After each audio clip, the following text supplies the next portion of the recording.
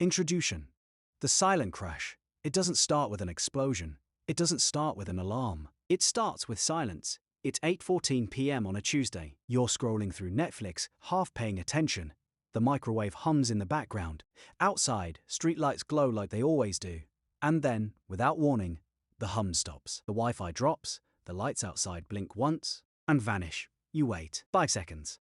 10. You look out the window. It's not just your building. It's not just your street. The entire horizon is dark. For the first few minutes, you're not afraid. You're annoyed. You assume it's routine. A transformer blew.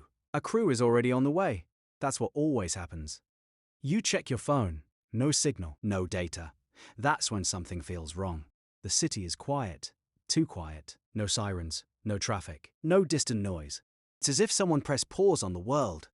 What you don't realize yet is this. The systems that quietly run your life have already stopped. The electrical grid has failed. It doesn't matter why. Solar disruption, cyber interference, or physical damage to infrastructure. The reason won't change the outcome. The machine is no longer running. And here's the part almost no one understands in the first hour. The United States isn't held together by strength. It's held together by timing. Food arrives exactly when it's needed. Water flows because electric pumps push it. Medicine stays viable because temperature is controlled. Money exists because servers stay online. Everything works only as long as electricity does. When the power goes out, modern life doesn't collapse instantly. It unravels slowly, quietly, predictably. Part 1. The vertical coffin. Now let's talk about where you are. If you live in a city, and you're above the 4th floor, you are already at a disadvantage. Modern high-rise buildings are designed for comfort, not failure.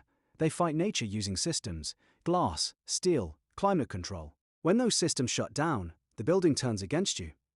In warm conditions, temperatures inside sealed apartments rise fast. Within a day, living spaces become oppressive, then dangerous. But heat isn't the real problem. Water is. Municipal water pressure only reaches a few stories on its own. Everything above that relies on electric booster pumps. When the grid fails, those pumps shut off immediately. If you're on the 10th floor, your tap goes dry the moment the power disappears. No warning, no backup. Leaving isn't easy either. Elevators stop where they are. Stairwells go dark. Ventilation disappears. Crowds form. Tension builds. This is your first critical window. If the outage looks serious, act immediately. Fill every container you have. Bathtubs, sinks, buckets. Every drop matters. Then prepare to move lower, closer to the ground, where temperatures are more stable and access is easier. The view you paid for no longer matters. Staying functional does. Part 2. The urban aquifer water becomes the first real currency. Without it, the body declines fast, especially under stress. Within days, confusion sets in. Decision-making slows. Most people rush toward obvious sources, rivers, lakes, fountains, and many of them will get sick. What they don't realize is this. They're surrounded by usable water. Every home has a water heater. Inside is a sealed tank holding dozens of gallons of clean water. When taps run dry, that tank is still full. If you know how to access it, you've just bought yourself weeks. Toilet tanks, not bowls, also hold clean water. Pipes trap additional reserves. With the right sequence, gravity does the work for you. The city itself becomes a hidden reservoir.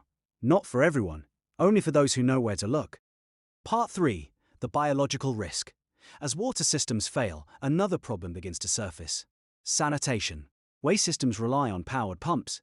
When they stop, nothing moves away. At first, you don't notice, then pressure builds. Backups happen at the lowest points first.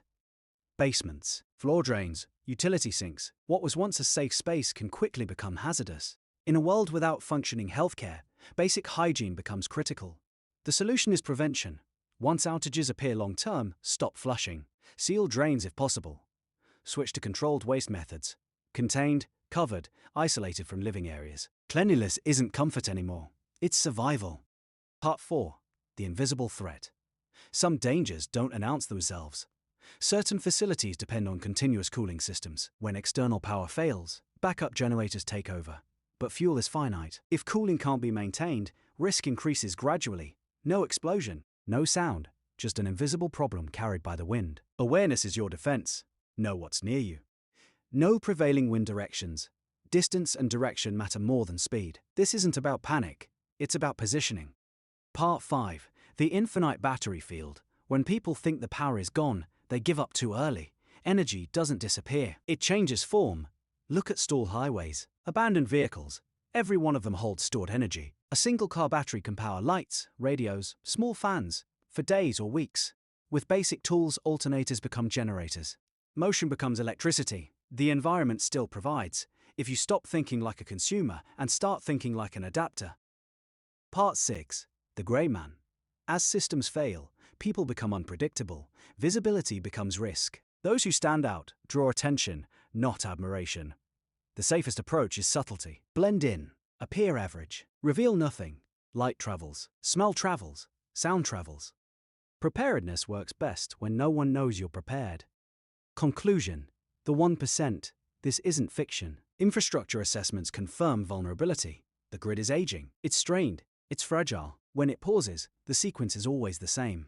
Confusion, then fear, then disorder. You have a choice, right now. You can assume it won't happen. Or you can understand what happens if it does. Knowledge doesn't guarantee safety, but ignorance guarantees struggle. Preparation isn't paranoia, it's awareness.